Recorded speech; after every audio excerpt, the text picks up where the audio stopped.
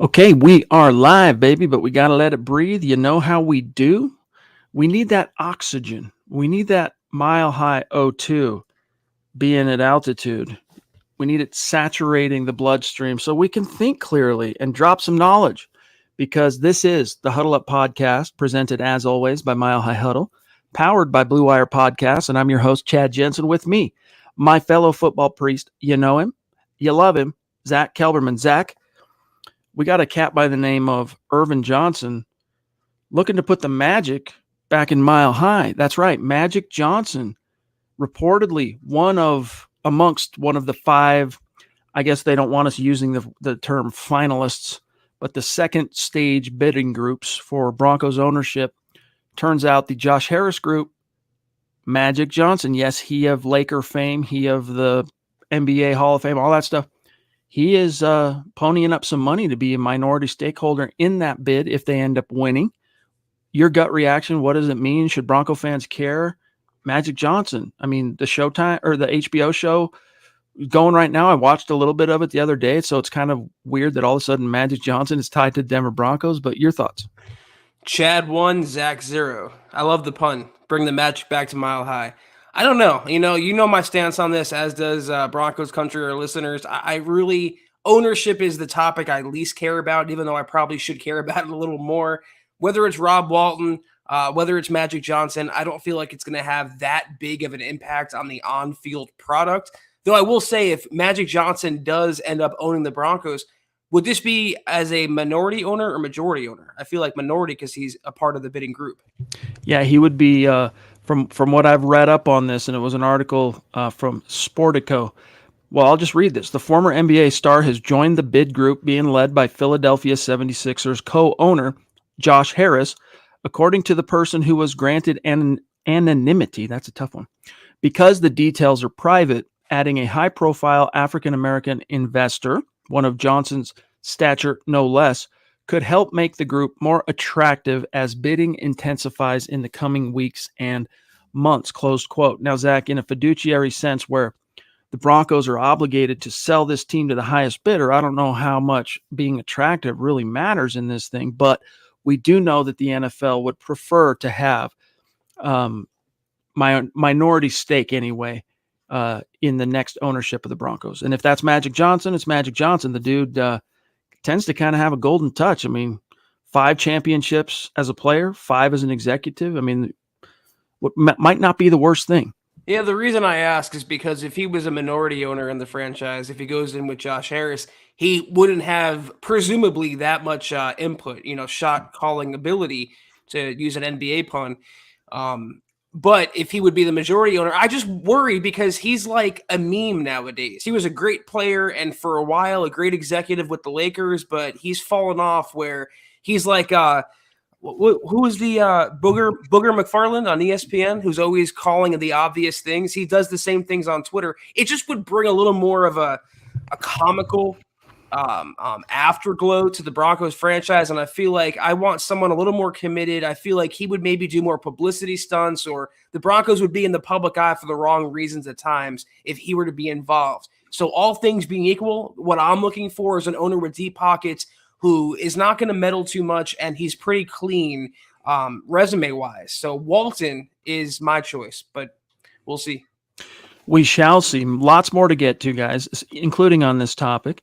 A couple of quick early super chats that got in. Want to tip our cap to Tanner jumping in early before we even went live, saying just showing some love. Hashtag Broncos for life. Hashtag state of being. Hashtag let's ride. Really appreciate that, Tanner. It has been a joy having you back in the chat, my dog. You the man. Thank you, Tanner. Sam Bam also jumping in early. Hi, right back at you. Really do appreciate that, Sam Bam. Seriously, you the man. And then we also got Casey Nickel throwing down. Casey, who came on the Huddle Up podcast a few weeks back and just totally took over and wooed the entire community. I mean, Casey's got he's his own little folk hero now because of his appearance on the Huddle Up podcast. But my dog, it's so great to see you. Hope you're doing well. Thank you for the super. He says, my brother's from another mother. Can the regular season start already? We feel you, my friend. Soon enough, and we definitely appreciate you being along for the ride with us, Casey, and definitely appreciate your contributions. Thank you. Lots more to get to, guys, including a special message from a guest here in just a minute. But first, guys, we got to say what's up and thank you to the presenting sponsor of tonight's live stream podcast. That's Manscaped. Listen up. Are you ready to be blown away? You asked for it and they listened. Our friends at Manscaped just relaunched the Ultra Smooth package. It's back, baby. Your new favorite tool and complement to the Lawnmower 4.0 to keep your boys smooth while looking and feeling their best. This specialized groin shaving kit is here to help you buff, protect, and shave your most sensitive areas. It's time to crop it, that sector of yours, and get right to the roots with a discount just from Manscaped. And for you, get 20% off plus free shipping at manscaped.com when you use our code MHH. You know, Chad, I really do like this product. And if y'all haven't noticed, I'm in full sellout mode today. I got the Manscaped shirt. I got the Manscaped product. My product of choice for this evening, as always, is the Crop Reviver, the ball toner. And it's an explicit name, but it works very well for your undercarriage, for the areas that don't get a lot of ventilation, don't get a lot of cool misting. That's what this provides. Good smell, makes you feel fresh, makes you feel better. I recommend the lawnmower, the weed whacker, Manscaped's products if you have any interest in male grooming. I've said it once, I'll say it a billion times. This is the product to go to. Literally the only thing that I have not used or am not currently using from Manscaped is the Shears 2.0, which it's not that I don't think it's a great product. It's that I don't have a need for that myself. Everything else, I'm telling you, it is top of the line for men's self-care and grooming. You can't beat it. So go to manscaped.com, use our code MHH at checkout. You're going to get 20% off plus free shipping. Head on over to manscaped.com, use that code MHH, get your discount, get your free shipping, and capitalize on the relaunched Ultra Smooth package. All right. Well, Zach, the chat is hot and heavy. Guys, we see you. Michaela, we see you. Trust. And in fact, I'll grab this and then we're going to grab our guest. We got a special guest for tonight. Michaela jumping in real quick. Love you. Appreciate you. She says, from far and near land, no matter what sea separates us, we are Broncos country. We are far and wide. We are family. Just a very sweet message being conveyed here by the Duchess in the flesh. Michaela, thank you so much. You know we love you. It reminds me of like the Fox tagline, "We are Fox Sports," and it just gets me pumped up. And that's what I think the message you're sending, Michaela, it certainly got me inspired, and we definitely appreciate it. Thank you. Most definitely. Now, guys, for those of you who have been Mile High Huddle subscribers on YouTube or readers of our website, milehighhuddle.com, for years and years, you're no stranger to the name Thomas Hall. In fact, OGs on our YouTube channel can remember his series, Convincing Numbers. What he does for us at Mile High Huddle is he kind of dabbles in one foot, not dabbles, but on one foot, he's got fully in analytics and number crunching and precedents like that. Cool things that just kind of add additional levels to analyzing the Denver Broncos in the game of football. And then the other is Broncos history. He is our go-to guy for any and all things Denver Broncos when it comes to who should be in the Hall of Fame, remembering all the different historical legends of Mile High. And in that spirit, Mile High Huddle is launching a brand new podcast. You've heard us hinting about it. You've seen some of the social media posts. And without further ado, we're going to introduce you in the flesh to Thomas Hall. Follow him on Twitter at Thomas Hall NFL. His brand new podcast on Mile High Huddle, as you can see behind him with this dope logo, Legends of Mile High Podcast, debuts tomorrow morning. Thomas, we'll get into some of the details real quick. We wanted to make sure everybody's apprised of what's happening. We're stoked to have a new podcast, and it's going to have a little bit different flavor, but welcome to the show, bro. How are you? And are you excited for this new podcast? Oh, yeah, very excited. Very excited. Thank you for having me on. I'm doing pretty good. Looking forward to tomorrow morning. I've been kind of waiting for a few weeks to get this thing off the ground, and it's going to be fun. And I really think it's going to be informative to everybody, even people that have been Broncos fans for a long time. You can always learn something, and that's what the podcast is about.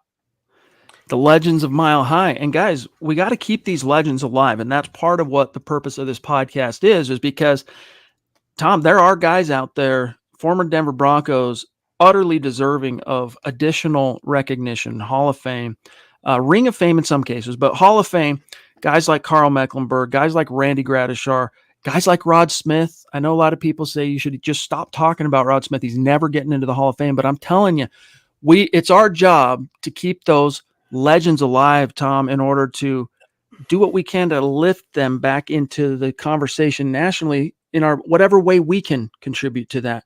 Absolutely. Try and usher them where they belong. Absolutely. Yeah. Speaking of Rod Smith, the problem with that is as time goes on and people are passing more, and these old receiver stats just keep going away, and he keeps falling down farther the list. But we need to promote them, like you said. And if people don't think that promotion doesn't work for the Hall of Fame, I would point to Clay Matthews Jr. His daughter did a great campaign to try and get him in, and from what I know, he almost made it. He was a finalist and he got some votes, so he went from pretty much not going to get in to almost getting in. So it's important to keep it alive, but also just the minds of the recent fans. And people, we need to know this stuff. We need to keep the history alive because it's a storied history for the Broncos. That it is. Zach, do you have a thought? I want to just congratulate Tom on the podcast. Looking forward to checking it out. I'm dying to know, though, Tom. We don't get you on here often. We ask our Super Chat superstars when they come on to name their Mount Rushmore of Broncos players. Sure. What would be yours? I'm curious. Broncos players or Broncos? Because there's two different ones for me. That's true. You got the coaches, the owners, GMs. So I'll give you my Mount Rushmore of Broncos. Okay. John Elway, number one. If he's not number one on your list, I don't know what to say. Pat Bowlen, number two. Without Pat Bowlen, the Broncos were probably going to go bankrupt, and he's one of the most successful owners in all of sports. Number three would be Terrell Davis.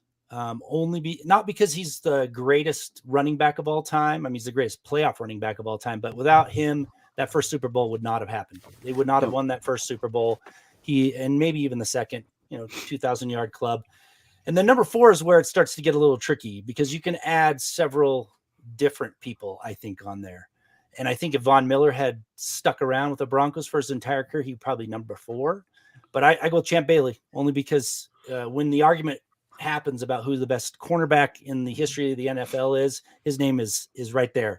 And he was the link between the old guard when Rod Smith and Tom Nalen and all those people started to retire or wind down to he was the only face of the franchise for several years until Peyton Manning came along. So he's my fourth guy.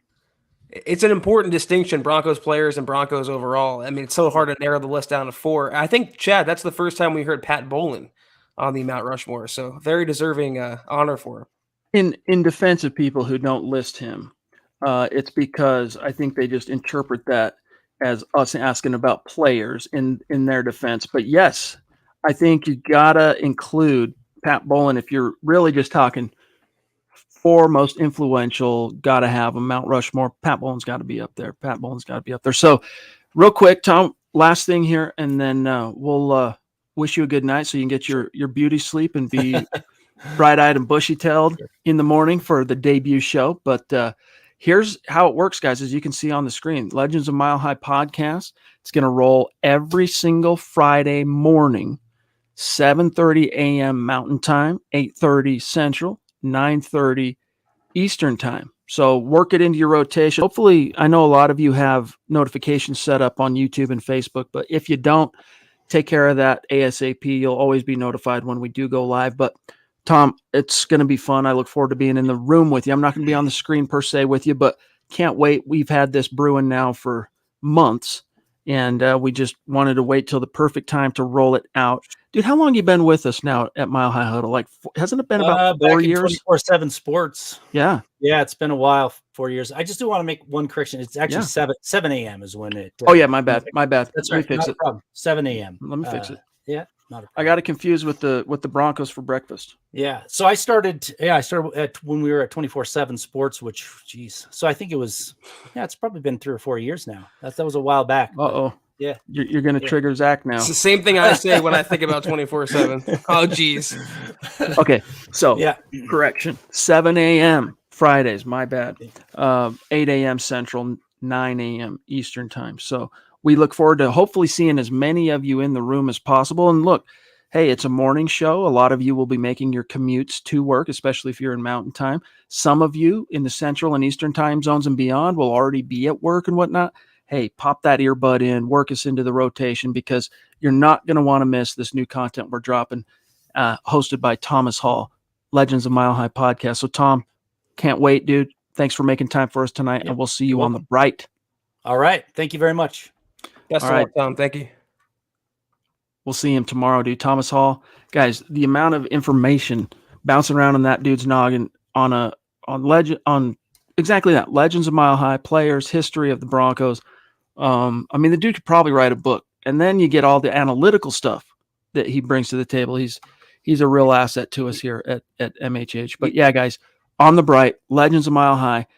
We want to give him a good showing. We want to welcome him to the podcast side of the family. He's been writing at MHH, Zach, as we just mentioned, for years now, but let's welcome him in right to the podcast side of things. Yeah, Thomas is the Broncopedia, man. Like, he knows everything about the Broncos history. You know, just his answer alone on the Mount Rushmore just captivated me, because it's such a interesting way to look at the dichotomy of the franchise going back years now and how influential non-players were. Pat Bowlen changed not just the trajectory of the Broncos, but of football as a whole. So I think he's a worthy candidate to be on there. So true. So true. And it's, on one hand, it's so great that he was finally recognized for his impact on the NFL by being enshrined in the league. Took long enough. But then it becomes also a damn shame that it had to be posthumously, that he had to have been. Anyway, we could continue beating that to death, but nevertheless, Travis Weber in the house. Big T, what's going on? He says, please, can someone remind when the bids will be done and the NFL votes on ownership of the Broncos? It's funny you say that, Travis, because it's our job to give you guys the lowdown and bring all the information to you on the daily. But as you know, it's our probably, Zach, least favorite topic to break down, just because. Not probably. I mean, how many teams have a Hall of Fame owner? Broncos have been lucky. We've been lucky to have Pat Bowlen. But still, I mean, in most cases, they're background figures, and you just hope it's not someone that tries, as you said, Zach, before we went live, meddling too much. Yeah, I mean, as a minority owner, he has a small piece of the pie. I think he would just tack his name on to give Josh Harris more credibility in order to buy the Broncos and maybe beat out Walton. But if Walton wants him, Walton's going to get him. He's worth $70 billion versus what, $10 billion combined between Magic and Josh Harris. So again, I don't really care too much. I just don't want the Broncos chatter on such an upward trajectory. They really are in a different echelon of tier than they were last year. And a lot of that is because of the coaching and general manager George Payton and Russell Wilson. I don't want anyone to come into the building to disturb that process. And if someone like Magic Johnson, who is, again, become more of a meme on social media, I don't want that associated with the Broncos. Maybe it's weird. I don't know. I feel you. Mark, the God King from Georgia, a.k.a. Mark Langley, a.k.a. the man with the plan, in the house with a very generous super chat. Bro, thank you, Mark. Love you, dude. Yep, you the man. Thank you for that, my dog. Helping to keep the lights on here at MHH alongside all of our great super chat superstars and supporters. And Mark's up there. I mean, if we're talking MHH Mount Rushmore, his visage is one of those that a team of, crack contractors got up there and etched into the freaking granite. Mark from Georgia, aka the God King, Mark Langley. Love you, bro. Y'all see how bright the room is in back of me? It's because Mark's keeping the lights on, and they're keeping the lights on pretty damn bright. That's all because of Mark and our wonderful community. Thank you so much, Mark. God King for a reason. Give our best to the fam, my friend. Hope things are good for you. Also, hey, speaking of Georgia, since we're right there, dude, what's up, Dave? Good to see you, my friend. Hope you're doing well. One of our great superstars as well. Also, Michael Ronquillo, shout out to you, my friend. Been throwing down like a boss this month, especially. Sam Bam, what's going on, bro? Number 2 for the night. Thank you, buddy. When a football team scores more points than their opponent in a 60-minute time span, 100% of the time that team wins the game. A quote by Booger McFarland. Almost a Maddenism, right? Almost as good as a John Madden, but just lacking that one extra little something.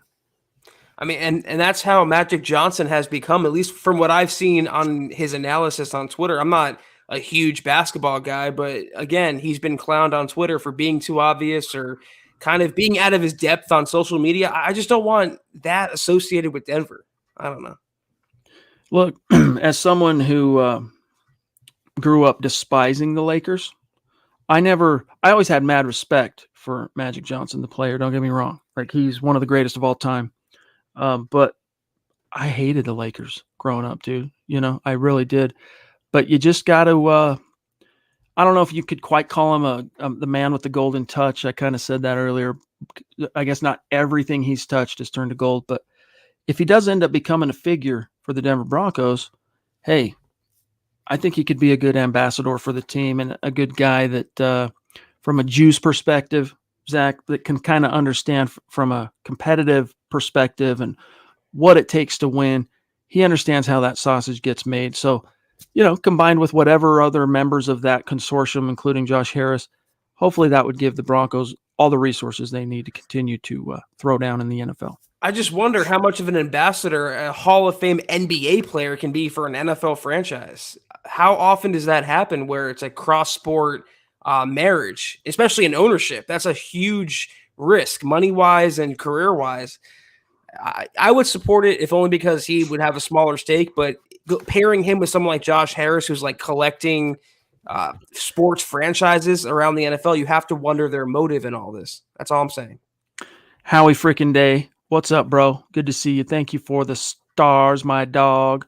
GLP also in the house. Gary Leeds Palmer. Appreciate you, my friend. Great to see you. It really is. Gary Blah Blah up in Canada throwing down. No relation to Bob Blah Blah. That's always hard. Guys, you've seen Arrested Development. Tell me you've seen it. Scott Baio's character. Is it Scott Baio? Yeah. Charles in Charge, right? He plays Bob Blah Blah, the attorney. And it's spelled B-O-B, Loblaw, L-O-B-L-A. So try and say it. Bob Blah Blah. Gary Blah Blah. Anyway, today, says Gary, I was thinking about how hype I was when we drafted Justin Sternad, the linebacker, 3 years ago. If he's staying away from injuries, should we give him a chance on third down? Let me tell you something, Zach. Well, actually, I've been talking a lot. Your thoughts, and then I'll piggyback. No, that's my answer. No, he had a chance. He's way out of his depth, I think, in the NFL. I was a Sternad guy, too. I think it was born more so out of desperation and recency bias because the Broncos had no athletes at inside linebacker. Sternad seemed like an athlete, so we all got on the hype train, but that hype train crashed pretty quickly. They have enough inside linebackers for what they want to do. Baron Browning was that guy, and I hope he'll still play some off-ball where he can cover, especially on third downs. I think Sternad's time has came and went, at least in Denver. Look, we had high hopes. The injury derailed some momentum as a rookie, but you expected to see some kind of a leap in his second year, which was really his first year because he got injured, Zach, as a rookie the first week of training camp, literally. So you cut him a little slack there, but when he finally gets his opportunity, he just simply was not equal to it. Phil, what's going on, bro? Yes, indeed. Let's ride. Appreciate the stars, my dog. Liability in the run fits, just wasn't recognizing well enough. And then in the passing game, that's where we were hoping, Zach, he could provide that additional little, boost that the Broncos didn't have heretofore in the linebacker core coverage, etc. Just wasn't there. He ended up becoming a sore thumb liability to a point where the Broncos were literally beggars, but they still had to be choosers in the respective linebacker and pull Sternad off the field and go grab a Kenny Young and bring a rookie who has hardly any reps and was injured during the summer in Baron Browning to the fore because Justin Sternad just couldn't be trusted. Hopefully he learned something from that. Second chances are a thing. He's still on the roster, Zach, but I'm just not counting on him becoming a thing for this team. It's funny. We're all we did last year about Kenny Young for the same reasons as Sternad, because he's that athletic linebacker. He seems to be dynamic. And at least Kenny Young proved that, though. But the Broncos didn't want Kenny Young back, and I think Sternad is buried on that depth chart. They showed what they thought of him with the moves that you mentioned and also re-signing Josie Jewell, bringing in Alex Singleton. I mean, that's the writing's on the wall for Sternad. Hey, Ben. Appreciate that, my friend. And I'm seeing also, Scott, in the chat here, people reminiscing about some former players like Bobby Humphrey. I saw Sammy Winder. I see Tom Jackson. Look, guys, that's Dennis Smith, Jason Elam. This is we're going to talk about those things when they come up in an organic way on the nightly podcast. But Tom's show is specifically oriented towards the legends of Mile High. So he's always going to have some kind of a contemporary storyline that might need to be talked about. I mean, we got the draft that still needs to be analyzed. We got, Russ in town now, and so much current events happening that you can't avoid it. If you're going to podcast to a large swath of Broncos country, you got to be able to talk about those things, and Tom will. But his main brief, his main focus is going to be the legends of Mile High. So if you like talking about and reminiscing about the good old days, the Dennis Smith days, the Sammy Winder days, the Mecklenburg days, you want to talk about Gaston Green's 1,000-yard season back in the 90s, Tom's your guy. Lane, it's good to see you. Thank you so much for the support, as always, my friend. And there's so many Broncos legends. That's why it's so hard to pare down Mount Rushmore to 4 figures. So it's going to be a fun show from that standpoint. All the names people are rattling off here, Tom's going to go over, and it's going to be a good listen, I think. Yes, and just a little bit different flavor than what you're used to with Mile High Huddle's podcast programming, because you got Zach and I that are dropping, basically 4 times a week in the evenings. We're giving you the current events, hot takes that hold water. You know what we do here as your football priest. Some of the other shows take on a little bit more of like an analytical bent, like even Broncos for Breakfast, which does great job 3 times a week in the mornings. They pioneered. We weren't sure if a morning podcast would work, if it would be a thing. They made that a thing, no doubt about it. And we realized we can add to that with additional shows. But, they're going to break things down even deeper in a lot of cases than Zach and I, as far as personnel and traits and getting into draft and prospects and all that stuff. Every show kind of has its own different flavor. This one is going to be especially unique, though, Zach, as the focus is the legends, the true legends of Mile High for the fans. This is straight up for you guys.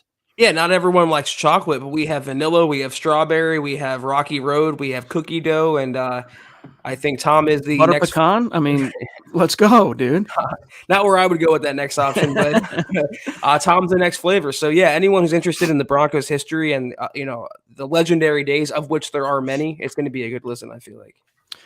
The Broncos, Zach, they've finally started over the last 5 years really getting some of their just desserts in terms of Hall of Fame recognition. I mean, so many guys have been enshrined of late. I mean, starting with Terrell Davis, that was kind of the first getting the foot in the door aspect that kind of allowed the Broncos to kick it open with, Champ Bailey, of course, Pat Bolin, John Lynch, Steve Outwater, so many now. I mean, you could even include Brian Dawkins if you want, even though most of his Hall of Fame resume obviously built on the bones of the Philadelphia Eagles, but still, there are so many deserving guys. And one of the most egregious miscarriages of football justice remains still in the wind, which is the unenshrined, I know it's not a word, but the unenshrined status of one of the greatest linebackers to ever walk the earth, Randy Gradishar.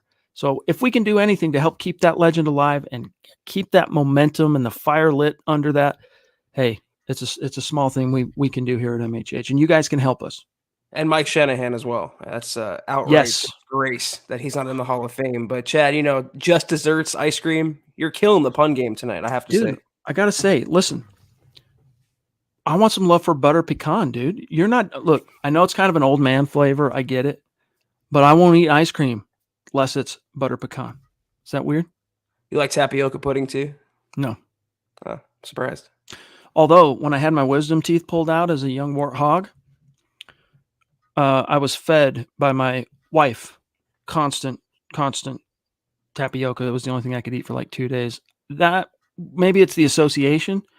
You're kind of going through a thing. Mine was a little bit more involved in some of the stuff they had to do. So I was kind of down for the count for 2 days, and that's really all I ate. But I don't know. Tapioca never did it for me. Do you like Werther's Originals? See? Okay, I'm going to get you on one of these. Hey, dude, I was born in the 70s. Let's go. Okay. Andrew Baker. Bro, it was so fun chit-chatting with you last night, my dog. He says, came in late, grilling some steaks. Have a good weekend, y'all. Hashtag MHH for life. We got to get that on a T-shirt. I think we shall. Gary Blah Blah, again. Love it, dude. Thank you, buddy. As a CFL fan, also, Alex Singleton used to be CFL defensive MVP for the Calgary Stampeders. I'm super down to see him with our Broncos. Yeah, that's cool. Yeah, look, north of the 49th parallel, he is a veritable superstar. South of the 49th parallel, Zach, Alex Singleton Is Alex Singleton. But I'm not trying to rain on your parade, Gary, for real. I'm excited and intrigued to see how he can fit in. I just don't think, if you focus it on, hey, he was a CFL defensive MVP and he led the Philadelphia Eagles, was it twice he led them in tackles? Yep. That's all cool, but keep your expectations in check just because, Alex Singleton. Yeah, I don't think the Broncos are going to use inside linebackers all too often in an Evero scheme anyway, and they brought back Jewell to be that glue. If there is one guy on the field at all times as an off ball, it'll be Jewell. And Singleton is good against the run, but he's not much of anything beyond that. He's Alex Singleton. Yes, indeed. George Fox, love you, buddy. Thank you. Great show as always, he says. MHH for life and Denver Broncos for life. Thank you, buddy. See some props for the Broncos for breakfast dudes in the morning. Yeah, I mean, I remember when Scott reached out, he's like, hey, do a show in the mornings ahead of the 2021 draft. Team up with Nick, give people some additional draft content. We'll try mornings. What do you think? Oh, yeah, let's try it. And then it turned into twice a week. The only reason it went from once to twice and then from twice to thrice, and now we're going to have 4, and then we got another one coming probably starting next week. It's because of you guys. So exactly. Thank you. Love you. Appreciate you. All right. Let's see where we're at here in the chat. We're about 30 minutes in. We got some time here. Michael's here saying, and Mike, look, one of these days you got to come on the show and say it in your own words, from your own voice, your MH or your Bronco Mount Rushmore. But I'll read it for you here. He says, John Elway, Terrell Davis, Steve Atwater, and Champ Bailey are my Denver Bronco Mount Rushmore. Let's ride and go Broncos. You know what? I think Tom's logic is hard to refute. Elway, Davis, Bolin, Bailey. But if you were going to refute it, Zach, Champ Bailey never won a title. The other 3 guys all brought something home. I would probably err there on the side of Von Miller over Champ, even though Champ Bailey was, as far as positional value, a more elite player. Von always was elite in his prime. Let's not get it twisted. But I mean, Champ Bailey for a stretch, I mean, as he mentioned, he's still viewed basically by, if you poll people that know anything about football, who's the greatest corner of all time, most people are probably going to say Champ Bailey. Not just Bronco fans, but most people. I mean, who are some of the other names you'd throw out there? Maybe his mentor, Darryl Green, maybe Revis, Dion. Dion would probably be number 2 that most gets thrown out there. And there might be an argument there. But Champ, so for me, it would probably be that number 4 spot would probably be Von Miller or Peyton Manning. But the problem with Peyton is, hey, look, Champ Bailey wasn't a career-long Bronco. He started his career in Washington and then came to Denver. But Peyton, only 4 years. But what he achieved in those 4 years was just, he microwaved his previous 14 years. It was unbelievable. So I don't know, man. I'd almost have to have a gun to my head to really say, here's my, for sure, Mount Rushmore. Steve Atwater is a great shout here. I mean, he's definitely on my Mount Rushmore of people. We met him at the Combine. What a great guy, man. I'll always have respect for Steve Atwater as a person, not just as a football player. I would go Von too. He was Super Bowl MVP. He's the Broncos all-time sacks leader, passing Simon Fletcher. He's a Bronco, I think, through and through. And when he does retire, I hope he's going to come back and sign a 1-year deal to retire a Bronco. He would probably get the nod over Champ Bailey. I don't know, man. You could even take it further back if you wanted to. I think part of it too depends on like what era did you come up in, because there are probably people listening to this podcast that would assert Floyd Little on the Mount Rushmore, and for good reason. Like they called him the franchise for a reason. When the Broncos were a stumbling, bumbling AFL, nobody, for lack of a better term, he was the guy that kept things going and gave the Broncos a spirit of, authenticity, credibility, kept it alive. And That's why he's in the Hall of Fame, by the way. One of the sweetest gifts that has ever been bequeathed to me, by the way, is from Doc Bear, Emmett Smith. Shout out to the doc who gave me a football signed, Zach, by Floyd Little while he was still with us. So anyway, shout out to Doc and RIP the franchise. Doc's a good guy, man. That's a very cool memento. We got Cody Dubb jumping in, $2 super. Thank you so much, Cody. Great to see you tonight. He says, Chad, Champs 99-yard touchdown versus Brady. That's my favorite memory. Can't really hate on that too much. He didn't score. Wasn't a touchdown for what it's worth. I mean, but I know what you're saying. I don't know if you guys ever saw this, but I actually at one point downloaded this, found a way to rip it off of YouTube. It was someone took you remember the new Star Wars, the first movie in the Star Wars sequel trilogy called The Force Awakens. It actually came out in no. I'm confusing this. All right, I got to go take it back further. Hold on, bear with me. 2012 Peyton Signs. All right. So there was a trailer for The Dark Knight Rises. All right. And so all the voiceover stuff that occurs in that and some of the way that the trailer is staged and stuff like that. Some like film school nerd that's a Bronco fan, when Peyton signed in Denver, he took that trailer and all the sound and everything and the music and everything stayed the same. The voices and everything stayed the same. It was just input with images of the Broncos. And then at the end, Peyton Manning coming down out of the tunnel. And at the time, the only images we had of Peyton Manning were in a Colts uniform. So albeit he was still in a Colts uniform, but it was so dope, dude. We ran it on the Mile High Huddle Facebook page back then. And it did really well. And then it disappeared. I don't know if it got taken down and I just wasn't aware of it. I've tried to go back to it and find it, but shout out if you know what I'm talking about. It was so dope, dude. It would like it would give you the goosebumps. The hair on the back of your neck would stand up when you saw that back then. And even more so now because you know what he actually achieved. The champ thing Cody was referencing, the Ben Watson play against Brady. Mm-hmm, mm-hmm. Oh yeah, he came up just short. That's just a great short. play on the ball, but better play by Ben Watson. He could have and should have scored. He just took his foot off the gas because he thought he was there. He thought he was home free. And Watson, as you said, better play by Watson, arguably almost saved the day, or could have saved the day for the Patriots back then. But Broncos were not going to be defeated. Unfortunately, the next week they were at home in the AFC title game. But what was unique about that too, Zach, in fact, the reason I even brought up that whole Dark Knight Rises Peyton trailer is that interception that Champ makes in the end zone. He's picking off Tom Brady, and then slow motion, it's showing him down the sideline. And of course it cuts away before he gets tackled at the one by Ben Watson, but just gives you the goosebumps, dude, because you're like Peyton Manning teaming up Champ Bailey on the other side. It was so freaking dope. But that game handed Tom Brady and Bill Belichick as a duo anyway.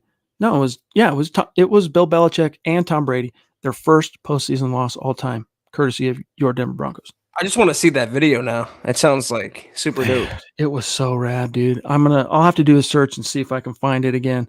I remember even reaching out to the kid because I think he took it down off of his channel, whoever it was, and I tried emailing him to see. Use the Wayback Machine. I don't have the login. Do you have the login to the Wayback? I wish I could, dude. I didn't know there's a login now. It used to be where you just put a URL in and it pulls up like cached versions of web pages. I'll see if I can find it. And if I do, I'll point everyone in the right direction. Okay. Because it was so dope, dude. It was so dope. All right. Before we dip on out of here, guys, we got a little bit of time, but I want to make sure we're not missing any of the current events that are happening. I thought it was interesting, Zach. Peyton Manning at the Colorado Sports Hall of Fame gave Phil Milani of the team site a few minutes of his time. And in so doing, of course, hey, Russell Wilson, what are you seeing? How are you feeling about Russ and all this? I'm going to go ahead and read this quote because I think it's actually an interesting point that Peyton's making here. Quote, I think Russell, first off, is off to a fast start in talking to him. I do think it's an advantage for Russell to be coming in with a new coaching staff because everybody's learning and Russell is going to know this offense better than anybody. So he's going to be in teaching mode as well. If you're a new player and you're catching up to everybody else and you're in a leadership position, that can be difficult. So I think Russell is at a real advantage where They're learning Coach Hackett's offense together, figuring out what works and what doesn't work. And I think he's going to be great, obviously, for our young receivers. Like all Broncos fans, I'm excited to see him get to work this fall, close quote. But Zach, what I thought was interesting here is, we didn't really view that so much, or at least we haven't talked about it as an advantage for Russ coming in as a year one offense. But if you think about it, it's true. If you're supposed to be the leader and you're coming in here and you're having to ask everyone else around you for pointers and stuff because they know the scheme, it does make it a little bit more difficult to establish that leader posture. Yep. Whereas not anymore, not in this situation for Russell Wilson.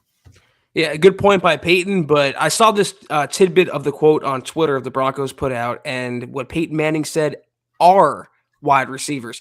Eat your heart out, Indy. He's ours. He's not yours anymore. His heart belongs to the Broncos. He's made that clear. He won I think a Webby Award for best intern skit on Twitter with the Broncos. He's a Bronco. He bleeds orange and blue, and he gives himself away by saying something like that. It caught my eye.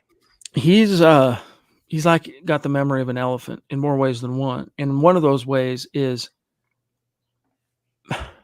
maybe not that he harbors a grudge. Put it this way. If you were a girl that ever broke up with Peyton Manning, you're never talking, you're basically dead to me. You broke up with me. You're dead to me. The Indianapolis Colts broke up with Peyton, and he still goes and does when he's asked by them to go do the rounds as a Hall of Famer and go preside and do the thing. But as you said, Zach, his heart is clearly in Denver now. He's chosen to raise his family here, keep his home here. And that's nothing but good things for Broncos country. Yeah, they dumped him proverbially. I just butchered that twice, and I butchered. They cut their, after neck surgery at a career crossroads, and they just dumped him unceremoniously for the young hotshot. So I wouldn't be surprised if he harbored a grudge at all. But again, he's a Bronco. He retired, I think, with the Broncos in his heart, not just in his brain. Michael Ronquillo throwing down again. That's 2 nights in a row with just some top rope super chat. Thank you, Michael. Thank you, bro. Great show tonight, he says, on the Mile High Huddle. Let's ride and go Broncos. Seriously, hats off to you, my dog. Thank on you. My freshly buzzed bald dome. Love you, big dog. Seriously. And then we got D-Dub throwing down as well, who says, look, what Magic being part of ownership, that's fine with me. What would it matter? What matters most is who runs the show. He would not be the majority owner. And then he says here in a very generous super chat, thank you, Dale. Love you, big dog. Wow, made it 2 days in a row. I know. As someone who knows how busy this man is, he's catching the show at 2 p.m. basically. It's almost 3 p.m. in Hawaii. So he's got fish to fry, right? Like he's got things cooking with his business and things going on. So for him to peel off even a couple of minutes is such a privilege for us. And then to throw down a super, thank you, bro. He says, I think I'm going to start Cinco de Mayo early. Great job as always. And I love that Peyton speaks to Broncos as us. I'm with you, Zach. That's so rad. Yeah, thank you so much, Dale. We got a chance to hang out with you in Vegas a little bit, and we'll always be appreciative for what you did for us that night. So thank you. Yes, indeed. Yes, indeed. And we look forward to seeing you again, hopefully in the fall when we do our meet and greets, like true meet and greets. Things got so crazy with the draft, and the NFL, they're notorious for on national events like that, whether it's draft, combine, they're just late in informing media when you apply for credentials. They're just late to the game in terms of saying, yep, approved. So you're like waiting to make all your plans. You don't want to spend the money necessarily for sure unless you know you've got the ticket to ride, so to speak. So by the time we actually got the for sure that we were in like Flynn, it was impossible for us to find a place to book for a meet and greet. But we still held one thanks to D-Dub, who probably at no small expense, Zach, had a nice little room set up right off the casino floor there at the link, right close to where the draft was. I mean, hop, skip, and a jump on the same city block, right across the street from where you and I were staying. It was so fun to hang out with them after day 2 of the draft. It was amazing, and I'll always be appreciative personally for what you did for us again. So thank you so much, Dale. Hope you're having a great night, and always like seeing you around when you can catch the podcast. He's a wise man, I'll tell you that. This man knows a thing or two. Dave Bingaman, been a reader, been a listener of the pod for a long, long time. He's not afraid to reach out to me and, tell me his thoughts on a given issue, shoot me an email. He's not afraid to also say if he sees something we've done or something we've written he doesn't like. And I appreciate that, David. You're a good man. He says the most important thing was, he said, our receivers, echoing that sentiment. Yeah, the possessive, right? He's still a Bronco. I love that. It's Peyton freaking Manning talking about the Broncos as our. I mean, how could you not love that? It gets the blood pumping for sure. Yeah, guys. Hey, you're here with us. Like the video. It's a small thing you can do. Smash it, as Dale is beseeching you to do. Phil said, I loved seeing Peyton announcing the scholarship for DT. Yeah, that was cool. Last week, right? That was the news right before the draft. At Georgia Tech, a scholarship, endowed by the Payback Foundation, of course, that is he and his wife, Ashley Manning. So just, hey, man, keeping DT's legacy alive. He's another guy. When we talk about legends a mile high, he'll probably end up being a fringe guy when it comes down the road to Hall of Fame. He'll end up in the ring, no doubt. He'll be in the Ring of Fame.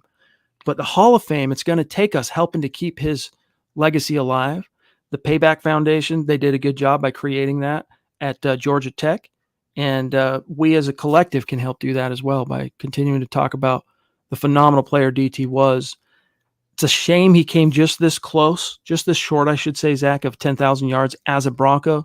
And then by the time he got spit into the NFL machine at large as on the wrong side of 30 wide receiver, he wasn't able to actually crack and get over 10,000, which for a lot of guys, like when we talked with Jason Cole, who wrote the book, Elway, A Relentless Life, and who is a Hall of Fame voter, those type of things matter.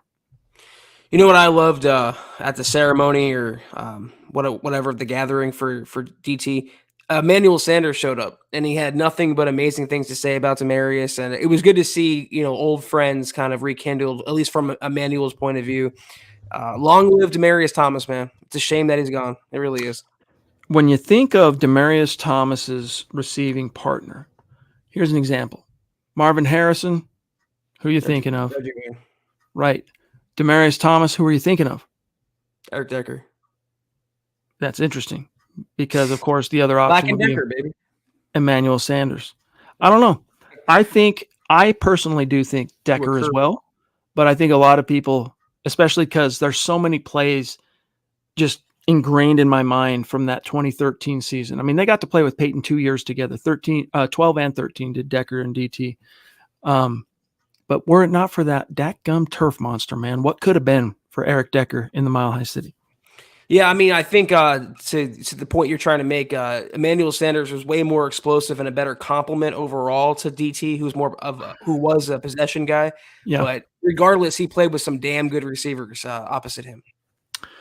Yes, indeed. And we can't forget about he had DT Brandon Stokely in 12 as his slot. That morphed into Wes Welker as his slot in 13 and 14. I mean, that Super Bowl 48 was such an embarrassment, but one of the cool mic'd up moments of that was after the botched snap to open the Super Bowl, and then the Seahawks jump out to an early 2-score lead, and you can tell the Broncos had just gone into a shell offensively, like they were just kind of shell-shocked, and it's like Mike Tyson, everybody's got a plan until they get popped in the mouth. And there's a shot of Wes Welker on the sideline. He's got the whole offense huddled up, and he's just hollering at the top of his lungs, trying to get everybody's cojones back. We are the most prolific offense in the history of the NFL. Let's go, which they were, right? And they still are. 606 points. I mean, how many players on that offense scored double-digit touchdowns? Let me count them for you. Demaryius Thomas, Eric Decker, Wes Welker. Did Wes? Julius Thomas. No, Sean Moreno. Now I'm going to have to Google it, Zach, to see if Wes got double digits. I think he did, though.